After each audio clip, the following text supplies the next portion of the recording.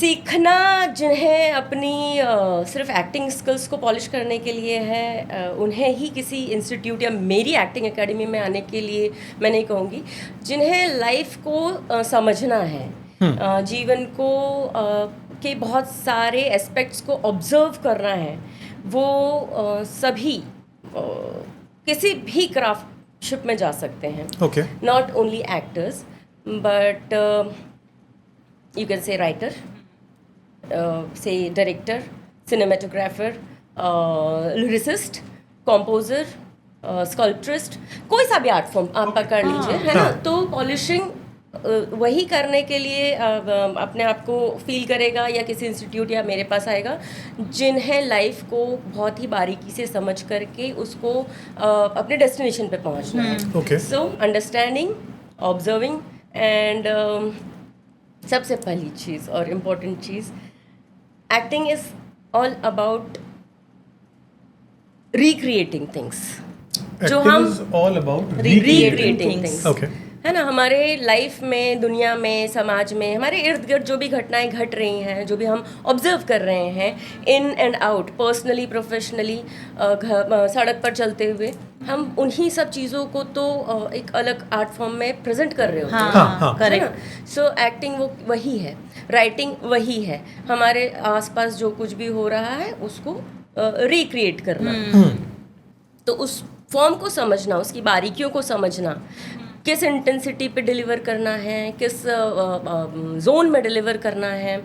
अब मैं हर चीज़ को, हर 9 रस होते हैं हमारे क्राफ्ट में, राइट। तो हर रस को अलग अलग सिचुएशन में अलग अलग इंटेंसिटी पर डिलीवर किया जाता है। अब मैं बोलूँ कि आप भाई हमेशा ज़रा हंस लिए या खुश ही रहिए, तो हर चीज़ पे आप ठहाका नहीं मार सकते ना।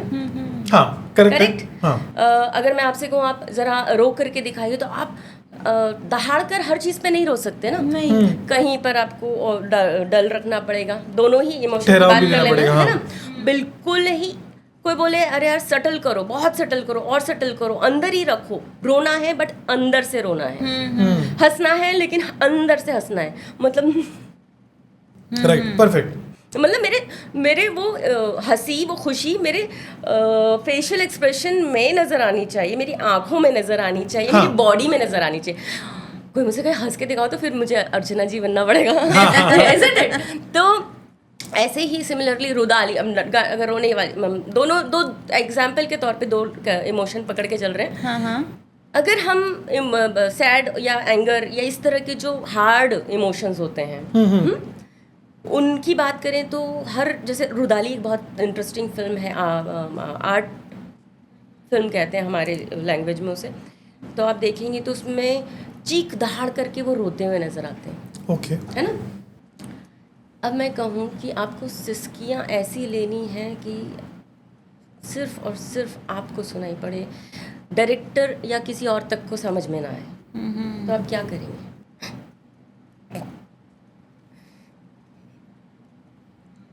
आप ऐसी किसी सिचुएशन में फंसे हैं जहाँ पर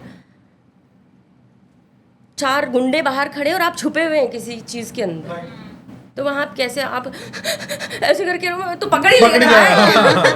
पकड़ लेगा वो। फिर आगे छुपने का क्या फायदा? So basically हाँ, अब मैं बोलूँ सिर्फ 9 रस होते हैं, नहीं भाई, 9 रस के भी बहुत सारे इंटरनल फॉर्म नहीं कहूँगी बट इंटेंसिटीज होती है। डिपेंड्स कि आपकी स्क्रिप्ट, आपका किरदार, आपका कैरेक्टर क्या डिमांड कर रहा है। है ना। आपके डायरेक्टर ने कहाँ, राइटर ने कैसा लिखा है, डायरेक्टर ने कैसा कंसीव किया है, प्रोड्यूसर किस तरीके से डिलीवर करना चाहता है डिस्ट्रीब्यूटर को या ऑडियंस को। तो वो इतनी सारा चीज़ों को आपको समझना है, अपना इनपुट डालना है। ये आर्टिस्ट होना इज नॉट खाने का काम, it's a huge responsibility towards the project, towards your character, towards your society. आप अल्टीमेटली आप समाज को दे रहे हैं। People look up to you. हम कुछ भी नहीं डिलीवर कर सकते, है ना, एज अ राइटर भी, एज अ डायरेक्टर भी, एज अ मेकर भी, एज एन आर्टिस्ट, मतलब परफॉर्मर भी।